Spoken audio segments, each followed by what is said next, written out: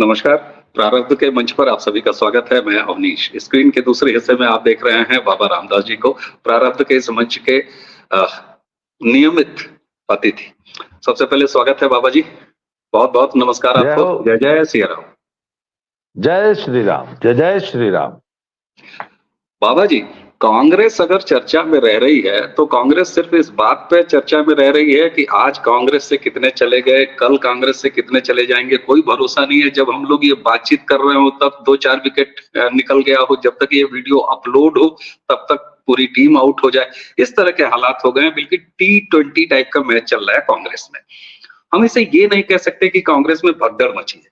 देखिए, भगदड़ मचने का जो मामला है वो तो तब होता है ना कि जब एक जगह से लोग भाग के और इधर-उधर बिखर रहे हों। यहाँ कांग्रेस के साथ समस्या इस बात में चल रही है कि साहब कांग्रेस में अब बचेगा कौन? दूसरी तरफ भारतीय जनता पार्टी का अलग ही मामला चल रहा है। भारतीय जनता पार्टी ने न सिर्फ अपने दरवाजे खोल रखे हैं बल्कि खिड़की, रोशनदान, और अगर मैं ये कह दूं कि भारतीय जनता पार्टी ने स्वागत करने के लिए तो एक साइड की दीवार ही तोड़ रखी है कि भैया दीवार ही नहीं है, बाउंड्री ही नहीं है, जिसको आना है आओ। ये क्या चक्कर है सर? पहला, कांग्रेस से भगदड़ क्यों मची है ये तो कांग्रेस जाने, लेकिन बीजेपी अपने सारे दरवाजे इस तरह से खोल के रखी हुई है। इसके पीछे इसकी शुरुआत कैसे आप देखेंगे? आज बातचीत की शैली जरा करते हैं, देखते हैं कि क्या निकल के आता है। जी देखिए, सबसे पहले तो मोदी जी का वो बयान याद कीजिए कि मैं 2024 नहीं 2047 की तैयारी कर रहा हूं। और अभी रिसेंटली उन्होंने एक और बयान दे दिया जब वो आरबीआई के अधिकारियों को शायद संबोधित कर रहे थे कहीं कि अभी आप लोग मौज ले रहे हैं, 4 जून को इतना काम आ जाएगा कि आप लोग परेशान हो जाएंगे। तो देखिए ना, is so confident about his returning to the power.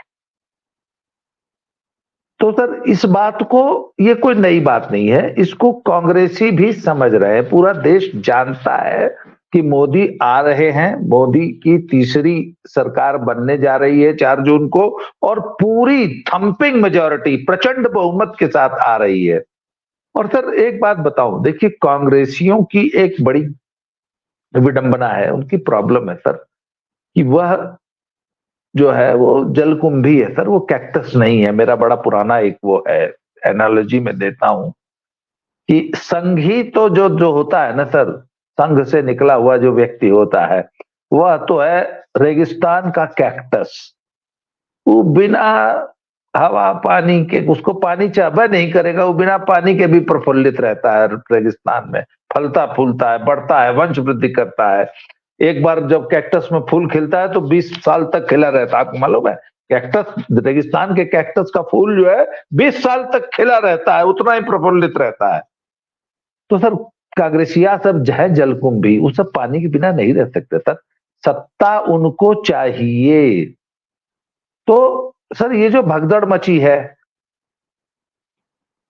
अगर आप तैयार नहीं है तो कोई आपको नहीं ले सकता सर। सबसे बड़ी बात, आप कोई आपके घर में तब घुसेगा जब आप अपना दरवाजा खुला रखेंगे। तो कांग्रेसियों ने सर खुला रखा है सर। वो लड़का जब जवान हो जाता है तो हमारे यहाँ पूर्वांचल में तिलकहरू आए, दरवाजे पर बैठे तो कुछ ऐसे चिन्ह प्रकट किए जाते हैं कि हाँ भैया अभी तिलकहरू का स्वागत करे, मैं तैयार हूं। तो सर जो कांग्रेसी है ना सर, उन्होंने अपने दरवाजे पुतवा उतवा के हरियर की ट्यूबलाइट लगा के सब फिट है कि अब तिलकहरू आ सकते हैं। पहली बात। दूसरी बात है सर, लोग कहते हैं कि ये साइकोलॉजिकल वॉरफेयर है, बिल्कुल है, मैं मानता हूं। ये मनोवैज्ञानिक युद्ध लड़ रहे हैं मोदी और मोदी की पार्टी बीजेपी। पर सिर्फ इतना ही नहीं है सर, हम आगे जब चर्चा आगे बढ़ेगी तो मैं बताऊंगा कि कहां पे भाजपा की बहुत बड़ी मजबूरी है दूसरी पार्टियों के बड़े नेताओं को स्वीकार करना। जी, ये जो मजबूरी वाली बात आपने कही ना, ये एक्चुअली क्या है कि यथार्थ पर जब आप बात करेंगे तो सिर्फ आप नारा नहीं लगा सकते कि नहीं साहब ठीक है। अरे ठीक है, नारा हर राजनीतिक आदमी लगाता है।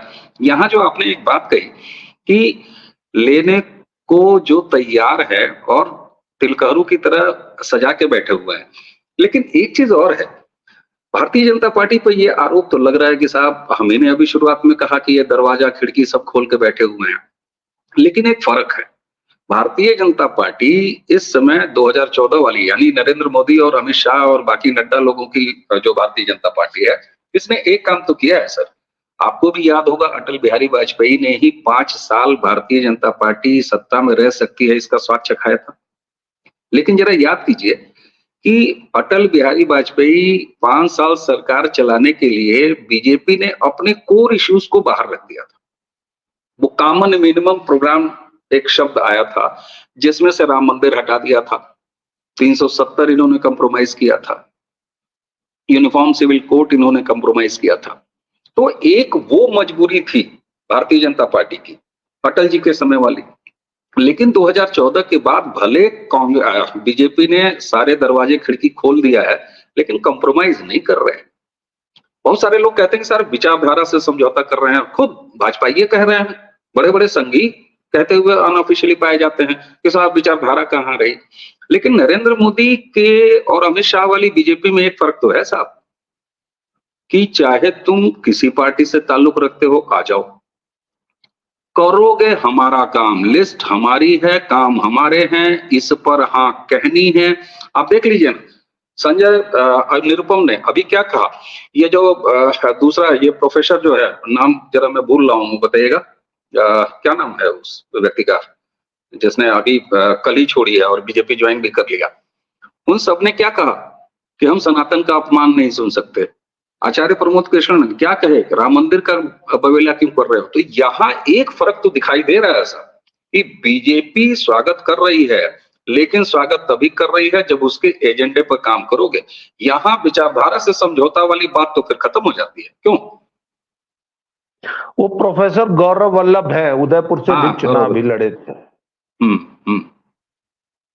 सर एक बात बताऊं, मैंने बहुत पहले अपने ब्लॉग पे और अपने फेसबुक पे एक पोस्ट लिखी थी कि कांग्रेसियों की एक हिम्मत तो माननी पड़ेगी।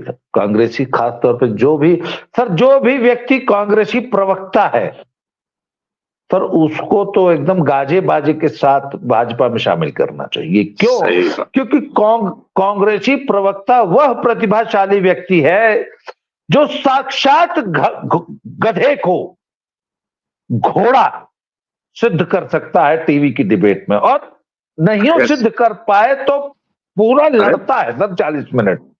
बालू में से तेल निकाल लेते हैं कांग्रेसी प्रवक्ता, मैं तो सलाम बालू में से। अच्छा, तो जो कांग्रेसी प्रवक्ता जो कांग्रेस की तारीफ कर सकता है, कांग्रेस के पक्ष में तर्क गढ़ लेता है, चलो कितना ही घटिया छिछला भोथरा तर्क हो, थेथरई का एकदम प्रतिमूर्ति है। वो कौन है, वो स्टैच्यू ऑफ यूनिटी जो है कितना 1,000 फुट ऊंची है, तो ये प्रोफेसर स्टैच्यू ऑफ थेथरई है, थेथरोलॉजी का प्रोफेसर भी कह लीजिए, सही है। हाँ, स्टैच्यू ऑफ थेथरई है। अब गौरव वल्लभ जो है, कांग्रेस के पक्ष में भी जो आदमी तर्क गढ़ सकता है, जो राहुल गांधी को भी बड़ा नेता प्रोजेक्ट कर सकता है सर, उसको अगर बीजेपी को अगर रिप्रेजेंट करना होगा तो उसके लिए काम कितना आसान हो जाएगा है? आप देखिए ना, सही। जो आदमी राहुल गांधी का डिफेंस कर सकता है, उसको अगर मोदी का डिफेंस करने के लिए आप लगा देंगे, तब तो वो तो फट्टे चक देगा। तो गौरव वल्लभ जैसे लोग सर आने चाहिए, और गौरव वल्लभ जैसे लोग गलत जगह अपनी प्रतिभा को नष्ट कर रहे थे, उन्होंने रियलाइज कर लिया कि यार हम लोग रेत में से तेल निकाल रहे हैं, नहीं निकलना है बॉस, चलो सरसों पेरी जाए। सर ये लोग अपनी ऑयल मिल में से रेत पेर रहे थे आज तक, अब सरसों पेरेंगे। अरे सर, तो सुप्रिया श्रीने जी कम प्रतिभाशाली नहीं है। तो मतलब इशारा आपका ये है कि हे वाजपेयी सुनो, और सुप्रिया मैडम को भी लेके आ जाओ। अच्छा, नहीं एक सर, चीज मैं तो हाँ जी नहीं बोल लीजिए पहले, सुप्रिया जी को बोल लीजिए। मैं तो नहीं, सुप्रिया जी नहीं, मैं तो उस दिन का इंतजार कर रहा हूं जब ध्रुव टट्टी जी जो है वो भाजपा ज्वाइन कर लेंगे। देखिए अगर इस तरह से बात करेंगे तो लोग तो जो है वो राहुल गांधी का भी स्वागत करने के लिए तैयार हो जाएंगे भारतीय जनता पार्टी में। कल सबसे मजेदार घटना तब हुई जब वो सब वो कौन राज है, प्रकाश राज, वो जब प्रकाश राज, साउथ की फिल्मों का जब अरे मैं ट्विटर पर फंस गया सर, मैं ट्विटर पर फंस गया। मैंने 2-3 अपने गंभीर मित्रों से पूछा कि भैया ये क्या हो रहा है, क्या अब प्रकाश राज भी भाजपा में आए? बाद में पता चला कि वो मजाक था साहब, वो व्यंग था जिसको हम समझे नहीं पाए। नहीं, पब्लिक सर देखे, इस चुनाव में एंटरटेनमेंट की कमी नहीं रहेगी सर, है रोमांच तो कम है, रहस्य भी कम है, पर एंटरटेनमेंट पूरा है। तो अब आ जाते हैं सर, ये तो थी, it was on a lighter when हमारी चर्चा। सर अब आ जाते हैं कि कहां पे भाजपा की बड़ी मजबूरियां हैं। जैसे जिन राज्यों में भाजपा एक्सपैंड कर रही है, या जिन राज्यों में हमारे संगठन के नाम पे हम एकदम जीरो हैं, जीरो। फॉर एग्जाम्पल सर, इसका सबसे अच्छा एग्जाम्पल पंजाब है। सर पिछले 30 साल से 3 लोकसभा और 23 विधानसभा के आगे हम बढ़ ही नहीं पाए। सर संगठन छोड़ दीजिए, प्रत्याशी तक नहीं है। तो सर ऐसी में सर रवनीत बिट्टू को लेना हमारी मजबूरी है, अमरिंदर सिंह और उनकी पत्नी को लेना हमारी मजबूरी है, सुशील रिंकू को लेना हमारी मजबूरी है। मैं आपको बताऊं कि एक बहुत बड़े उद्योगपति हैं पंजाब के और बड़े धाकड़ नेता है, बहुत दबंग, मतलब उनका नाम है राणा गुरजीत, कपूरथला, मेरे घर के एकदम बगल के रहने वाले हैं कपूरथला के, और उनकी पंजाब में बहुत सारी इंडस्ट्रीज हैं, यूपी में काफी सारी इंडस्ट्री है। कपूरथला से कांग्रेस के विधायक रहे हैं, सांसद भी रहे हैं पूर्व में। और हुआ क्या था कि ये पिछली बार आपको मैं याद दिलाऊं कि जब ये नवजोत सिंह सिद्धू का जब संघर्ष चल रहा था ना, वो कांग्रेस में जबरदस्ती कब्जा करता फिर रहा था, तो एक दिन उसने हाथ उठा के ऐसे ही वहां हमारे यहाँ सुल्तानपुर लोधी में जो पुराना कांग्रेस प्रत्याशी था, उसको जो है उसका हाथ उठा के ऐसी एक जनसभा में जबरदस्ती अपनी तरफ से डिक्लेयर कर दिया, ये हमारा लड़का जो है कांग्रेस का प्रत्याशी रहेगा। जबकि भाई टिकट बांटने की तो एक प्रक्रिया होती है ना एक पार्टी में। तो उसमें वहां पे असल में खींचतानी ये चल रही थी कि राणा गुरजीत बगल वाली कॉन्स्टिट्यूंसी कपूरथला, उसके बगल में है हमारी सुल्तानपुर लोधी, तो सुल्तानपुर लोधी से अपने बेटे के लिए टिकट मांग रहे थे, पार्टी दे नहीं रही थी। राणा गुरजीत ने अपना बेटा निर्दलीय लड़ा दिया, और सर निर्दलीय लड़ा दिया और ऐसा चुनाव लड़ाया कि लोग याद करेंगे। और कांग्रेस के कैंडिडेट शायद दूसरे नहीं तीसरे नंबर पे चले गए, जो कि कई बार से चुनाव जीत रहे थे। तो सर राणा गुरजीत जैसे लोगों को आज बीजेपी को अपनी पार्टी में लेना मजबूरी हो गई है। पर सबसे बड़ी विडंबना, कल तक बीजेपी पंजाब में चौथे नंबर की पार्टी थी, और आज सत्तारूढ़ दलों के नेता, भाई कांग्रेस मुख्य विपक्ष पंजाब में, उसके नेता सब छोड़ के बीजेपी में आ रहे हैं। आम आदमी पार्टी, भाई सत्तारूढ़ आम आदमी पार्टी है, सबसे ज्यादा वोट शेयर आम आदमी पार्टी के पास था पिछले चुनाव में। पर कांग्रेसी अगर पार्टी छोड़ रहे हैं तो अकाली में नहीं जा रहे, आप में नहीं जा रहे, चौथे नंबर की पार्टी में आ रहे हैं। क्यों भाई, आप बताइए। हाँ नेचुरली, जबकि जाना चाहिए आपकी तरफ, भाई आम आदमी पार्टी की तरफ जाना चाहिए। अच्छा एक चीज, आप पंजाब की ये जो बात कर रहे हैं ना, तो ये बेहद गंभीरता से जब प्रधानमंत्री कहते हैं भैया हम तो 370 लेके आएंगे, बीजेपी नारा देती है कि 400 पार, तो कोई भी पार्टी 370 तभी लेके आ सकती है जब उसका पैन इंडिया विस्तार हो। और ये सही बात है, साउथ में भारतीय जनता पार्टी की प्रेजेंस नहीं है, ठीक है, अन्नामलाई तमिलनाडु में बहुत मेहनत कर रहे हैं, लेकिन आपने जो एक बात कही ना कि प्रत्याशी भी तो हर सीट पे चाहिए, और प्रत्याशी जब कोई आता है ढंग का आता है तो वो एक अपना बेस वोट लेके आता है, एक तो बात ये हुई। दूसरा, वो बूथ लेवल का कार्यकर्ता भी लेके आता है, तो संगठन भी आपका तैयार होता है, और आप ये इंतजार नहीं कर सकते कि साहब 25 साल बाद हम संगठन तैयार कर लेंगे। वेस्ट बंगाल में भी यही मामला है भाई, वेस्ट बंगाल में अगर टीएमसी के लोग आ रहे हैं और बीजेपी उनको ले रही है तो क्यों ना ले भैया, क्योंकि बंगाल में उसका विस्तार करना है उसको अपना। तो ये बात तो बिल्कुल समझ में आती है कि एक तो कैंडिडेट चाहिए हर सीट पे, दूसरा पूरा जो है इकोसिस्टम चाहिए, तीसरा कार्यकर्ता चाहिए, तब ना जाके वोट मिलेगा। भाई आप दुकान खोल लेंगे, उसमें माल भर लेंगे, बोर्ड लगा लेंगे और नियमित रूप से दुकान पूजा करके खोल देंगे, तब ना ग्राहक का इंतजार करेंगे। ये बात तो बिल्कुल सही है। तो ऐसे में बहुत से भाजपाई इस बात से नाराज रहते हैं। आप फेसबुक उठाइए तो दुनिया भर के मीम डाल रहे हैं। ठीक है, मजाक तो ठीक है अपनी जगह पे, लेकिन ये सच्चाई है सर कि आपको अगर पैन इंडिया विस्तार करना है तो आप 20 साल 50 साल का इंतजार नहीं कर सकते। अब वो समय नहीं है।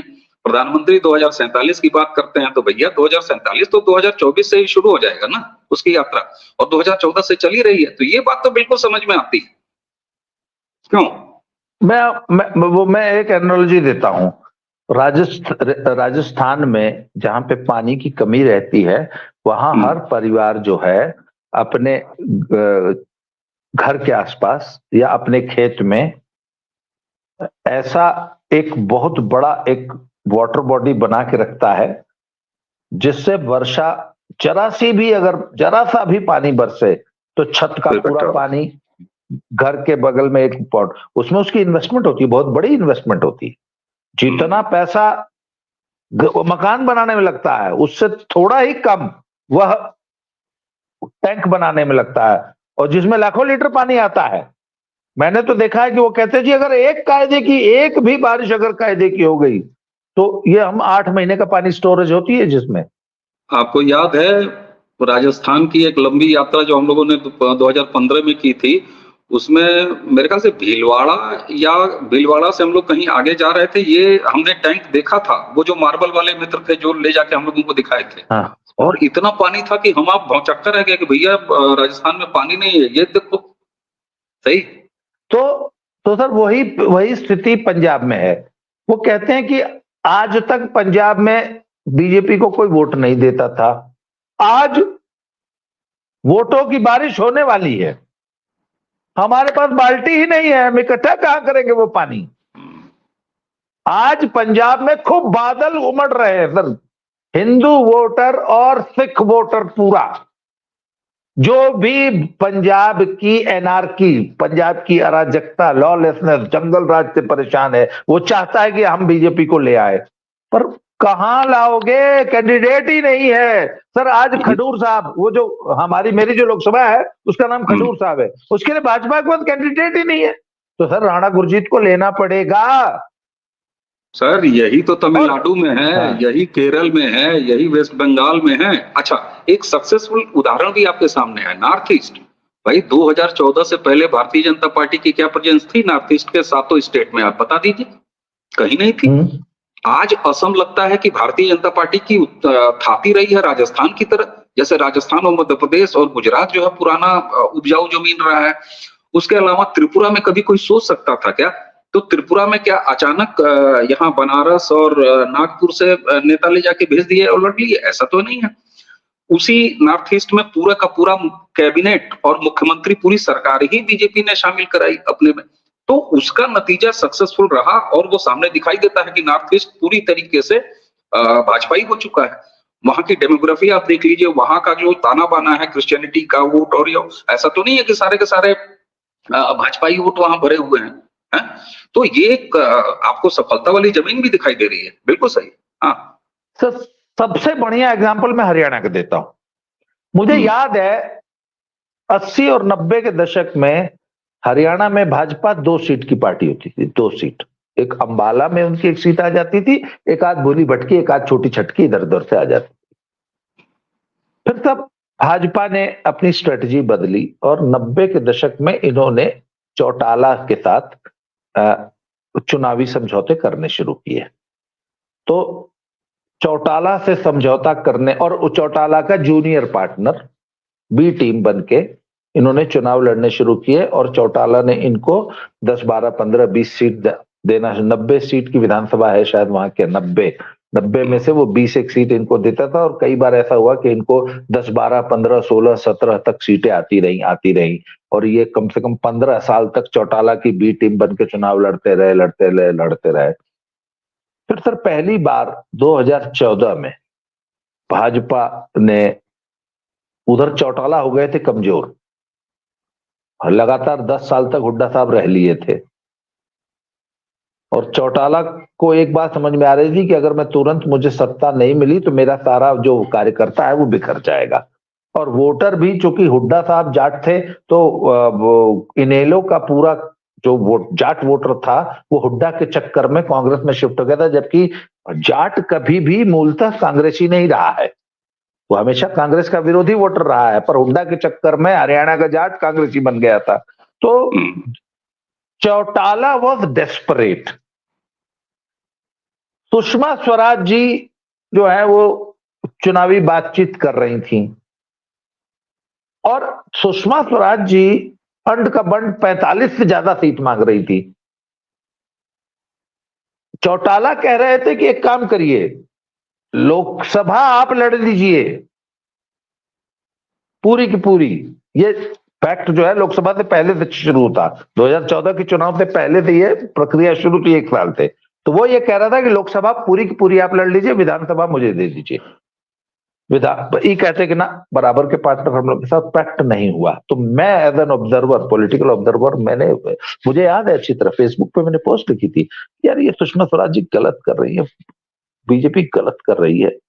इसी तरह आपको याद है शिवसेना में, जब शिवसेना से अलग लड़ने का हुआ था, अकाली के साथ, तो हम लोग तो भी हम लोगों ने कहा था यार ये गलत कर रही है पार्टी, कहीं ऐसा ना हो नुकसान हो जाए। खैर था, हरियाणा में क्या हुआ, सर बीजेपी अलग लड़ी, और सिर्फ लड़ी नहीं, जो 2 सीट की पार्टी थी, जो गठबंधन में बड़ी मुश्किल से 8, 10, 12 सीट जीत पाती थी मैक्सिमम, अन्यथा 2 ही सीट की पार्टी थी, वो अचानक सर 45 सीट की पार्टी हो गई ना, अपने बल पे बहुमत ले आई ना 2014 में। तो सर जूनियर पार्टनर बनते बनते भी जब उसने देखा कि लोहा गर्म है, उसने हथौड़ा मार दिया और चौटाला से पेड़ छुड़ा लिया, और आज जो है वो लोकसभा में 50, 55, 60% वोट लेती। बिल्कुल सही है। अरे पंजाब में भी तो यही हो रहा है, अकाली की उंगली पकड़ के इतने साल चलते रहे, और आज आप खुद पंजाब के बारे में बता रहे हैं। यहाँ पर एक चीज जो लोगों में आती है कि साहब केवल सत्ता के लिए ही राजनीति होगी, केवल सत्ता के लिए ही राजनीति होगी। तो साहब लोकतंत्र के जिस मॉडल को हम लोगों ने अपनाया है, उसमें सत्ता के अलावा और कौन सी चीज है? भाई राजनीतिक सत्ता ही तो आपको चाहिए होती है, जिसके बाद आप अपने प्रोग्राम्स को आगे बढ़ा पाते हैं। तो अगर आप भारतीय जनता पार्टी के शुभचिंतक हैं, बहुत चाहते हैं कि बीजेपी अच्छी पार्टी है, हम वोट बीजेपी को ही देंगे, तो बीजेपी अगर सत्ता में नहीं रहेगी जिस स्टेट में, वहां पे तो कुछ नहीं कर पाएगी। सेंटर में बार बार नहीं आएगी तो कुछ नहीं कर पाएगी। तो फिर आप जो है वो बढ़ के भाजपाई वोटर बन के घूमिए। अच्छा, एक यहाँ पर बात दिखाई देती है, एक बड़ा फेल्योर स्टेट है भारतीय जनता पार्टी की दृष्टि से, उड़ीसा। सर उड़ीसा में भले बीजू जनता दल के साथ जो है इनका फ्रेंडली रहता है, नवीन पटनायक जो है वो नेशनल प्रोग्राम्स में मोदी जी के और मोदी जी के सरकार की हेल्प करते हैं, लेकिन वहां भी सन्नाटे में बीजेपी को काम करना पड़ रहा है। और यहीं पर वो बात बेमानी हो जाती है कि भारतीय जनता पार्टी कांग्रेसियों को तोड़ ला रही है, शिवसेना को तोड़ दे रही है। भाई अगर यही भारतीय जनता पार्टी के पास बहुत बड़ा हथियार है, तो वो उड़ीसा में बीजू जनता दल को क्यों नहीं तोड़ पाई? आज तक टूटी नहीं टूटी। तो बीजेपी वहां अलग तरीके से मेहनत कर रही है। तो ये आरोप, 2 आरोप जो लग रहे हैं कि साहब विचारधारा से समझौता, केवल सत्ता के लिए राजनीति, और जो विरोधी कहते हैं कि ये तो तुरंत तोड़ने पर तैयार होते हैं। तो आपकी शुरुआत वाली बात यहाँ समझ में आती है कि भैया तिलकारू का इंतजार करोगे तो फिर वो आएगा, चेक काट के देगा, वो परीक्षा करके निकल लेगा और तुम उसके साथ चले जाओगे। उड़ीसा का एक एग्जाम्पल है, उड़ीसा टफ स्टेट जा रहा है बीजेपी के लिए। मैं एक बात बताऊं आपको, ये जो लोग कहते हैं कि क्या सत्ता ही सब कुछ है, sir it is a war. Exactly. आज की तारीख में चुनाव एक युद्ध है, और युद्ध का एक ही नियम होता है जी। युद्ध में सिर्फ एक ही फिलॉसफी चलती है, जीतना है। किसी भी हाल में जिंदा रहो, और जिंदा तब रहोगे जब जीतोगे। अगर हार जाओगे ना सर, तो वो हमास वाले कैसे बैठे थे, इसे नंगा करके बैठाया था ना, गर्दन नीचे करा के।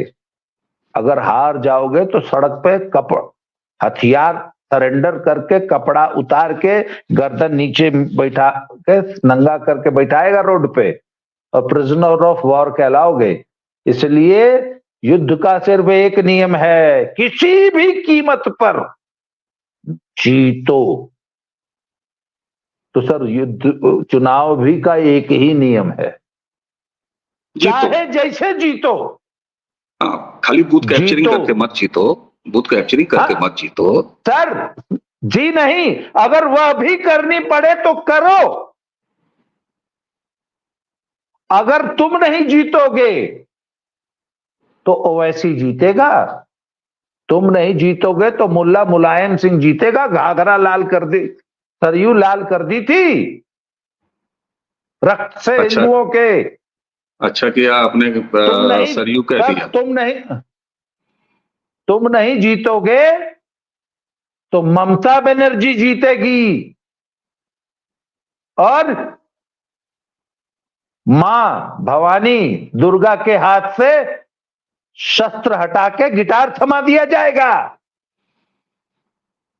आपको परमिशन लेनी पड़ेगी अरे विसर्जन के लिए। सर कर्नाटक तुम नहीं जीते, आज जलील हो रहे हो, तुम्हारे मंदिर जलील हो रहे हैं, तुम्हारे त्योहार जलील हो रहे हैं, और ऐसे ही जलील होगे। इसलिए ये जो बहुत ज्यादा पाखंडी शुचितावाद जो है ना, शुद्धतावाद, कि अरे लोकतंत्र के जिस मॉडल को हमने अपनाया है उसमें चुनाव ही जीतना एकमात्र वो सफलता का रास्ता है, जिससे आप अपने कार्यक्रम, अपनी नीतियां और अपनी विचारधारा को आगे बढ़ा सकते हैं। इसके अलावा कोई आपका और दूसरा रास्ता नहीं है। और मुझे लगता है कि हम लोगों की जो बातचीत अब तक रही है उसका कुल मिला के सर यही कंक्लूजन निकलता है कि कांग्रेस से अगर लोग आ रहे हैं तो वो खुद आना चाहते हैं, इसलिए आ रहे हैं। बीजेपी अगर दरवाजे खोल के रखी है तो अपने कार्यक्रमों, अपने एजेंडा, अपनी पॉलिसी, अपनी विचारधारा से कोई समझौता नहीं कर रही है। हमारे पास आओ, कोई बिना शर्त आना पड़ेगा, हमारा झंडा उठाना पड़ेगा, हमारे काम की लिस्ट, अपनी लिस्ट बनानी पड़ेगी, स्वागत है, आ जाओ।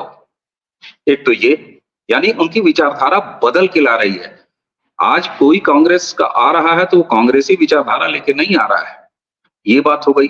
तीसरी बात यहां पर ये समझ में आती है कि भारतीय जनता पार्टी सत्ता में आ रही है, इसकी जमीन कम से कम इन 10 सालों में नरेंद्र मोदी ने उस हद तक तैयार कर दी है जहां से वो 370 और 400 की बात करते हैं और 2047 तक के प्रोग्राम बनाते हैं। क्यों सर? मैं आपको एक और राज्य में ले चलता हूं, बस कंक्लूड करिए उसको। सबसे मजेदार एक एग्जाम्पल है सर हरियाणा का। हाँ, हरियाणा में अशोक तंवर को लिया पार्टी ने। सर जबरदस्त जुझारू नेता, जबरदस्त छवि और दलितों का शानदार नेता, और अपने साथ एक अच्छा वोट शेयर लेके आया। स्वागत है। ऐसे नेताओं को भाजपा में ऐसे नेताओं की जरूरत है। विजेंद्र सिंह कोई राजनीतिक आधार नहीं है, पॉलिटिशियन है ये नहीं है, सिर्फ हरियाणा की एक सेलिब्रिटी है जिसने कि बीजिंग ओलंपिक में मेडल लिया था, परंतु सेलिब्रिटी है। जाट नाम है, जाटों में एक बड़ा नाम है, साइकोलॉजिकल वॉरफेयर है, कुछ नहीं, सिर्फ साइकोलॉजिकल वॉरफेयर। सर पियरका चच्चा को लिया, 25 सीट हरवाए थे पूर्वांचल में, 27 सीट और 27 सीट को अगर लोकसभा सीटों में कन्वर्ट किया जाए विधानसभा की, तो सर 10 से 11 सीटें निकलती हैं, जिस पर नुकसान हो सकता था, जिस पर डेंट लग सकता था आपको। ये सच्चाई है, आप नारा लगा के चीजें नहीं। और एक चीज और, मैं बिहार की भी बात कर लूं, बिहार में बीजेपी की असफलता है कि आज तक बिहार का कोई नेतृत्व वो पैदा नहीं कर पाई, और ऐसे में उसकी मजबूरी कह लीजिए या उसका स्मार्ट मूव करिए। भाई नीतीश कुमार वापस पलटने के लिए तैयार थे तब ना, और कल ही कहे हैं अभी कि हम तो इधर उधर चले गए थे, अब उधर नहीं जाएंगे। ठीक है, 24 के चुनाव जीतने तक तुम इधर रहो, उसके बाद कल कहां चले जाते हो विधानसभा को लेके, इससे कोई मतलब नहीं होना चाहिए। बिहार भी वो राज्य है जहां पर बीजेपी अच्छे से काम नहीं कर रही है, उसको काम करना है। तो कुल मिला के ये है सर, आपने जो कहा वही अंतिम सत्य है। सर फाइनल मैं अपना अंतिम वाक्य बोल दूं, अंतिम वाक्य बोल रहा हूं सर। एक ठो कुकुर है, वो आपको सड़क पे रोज दौड़ाता है, रोज भौंकता है, काटने को दौड़ता है, या तो साले को गोली मार दीजिए। टांग तोड़ दीजिए, नहीं तो 10 रुपए का बिस्किट लीजिए सर, आओ कोई बात, लो खाओ। पट्टा तो डाल उसको दीजिए। 2 दिन बिस्किट खिलाइए सर, तीसरे आपके दिन पैरों पट्टा में लौटेगा और अपने पैरों में बिठाइए, रोज 10 रुपए का बिस्किट दीजिए सर, अपना तलवा चटवाइए सर। आप नहीं ना अपनी आइडियोलॉजी से कंप्रोमाइज कर रहे हैं, उसने किया है, यही बात अगले हम लोग कब से कर रहे हैं। बिल्कुल अगले ने अपनी अगला आपकी आइडियोलॉजी, भाई आपने गोल टोपी नहीं ना पहनी है, आपने नहीं बोला कि अरे यार 370 हटा के बड़ा गलती हो गया, यूसीसी नहीं लागू करूंगा। आप अपनी आइडियोलॉजी पे कायम है, अगला अपनी आइडियोलॉजी छोड़ के आपके पास आ रहा है, आपको क्या दिक्कत है भाई? इसीलिए मैंने अटल जी वाली बात याद कराई, वो बात लोगों को याद रखनी हाँ। चाहिए। जब ये जितने आज के मुद्दे हैं, राम मंदिर और 370 और यूनिफॉर्म सिविल कोड, सब बाहर रखना पड़ा था। तो ये समय देखने का अब समय नहीं है, इस तरह की स्ट्रेटजी का अब समय नहीं है। और आपने जो कुत्ते वाला उदाहरण दिया ना, या तो उसको मारिए और मार के निपटा दीजिए, और नहीं तो गले में पट्टा 2 बिस्किट खिला के डाल दीजिए, वरना हाँ, भौंकेगा, दौड़ाएगा और किसी दिन कच्चे से काट लेगा। और उसके बाद आप रेबीज लिए घूमेंगे, उसके बाद आप रेबीज लिए घूमेंगे, तो उसका कोई इलाज है नहीं। दर्शकों, हमें उम्मीद है कि एक नए तरह की बातचीत, जिसमें हम लोगों ने बदकही शैली में ये बातचीत की, बहुत सारे सवालों का जवाब आप तक पहुंचाने में हम सफल रहे होंगे। बाबा जी, आपको बहुत बहुत धन्यवाद इस बदकही के लिए, चकल्लस के लिए। और अब तो क्या ही कहा जाए, कांग्रेस से कौन कौन जा रहा है, कौन कौन आ रहा है, हो सकता है जब तक ये वीडियो हो तब तक 4-5 और नाम आ जाए। दर्शकों, इसी के साथ हमें और बाबा जी दोनों को आज्ञा दीजिए। नमस्कार, प्रणाम।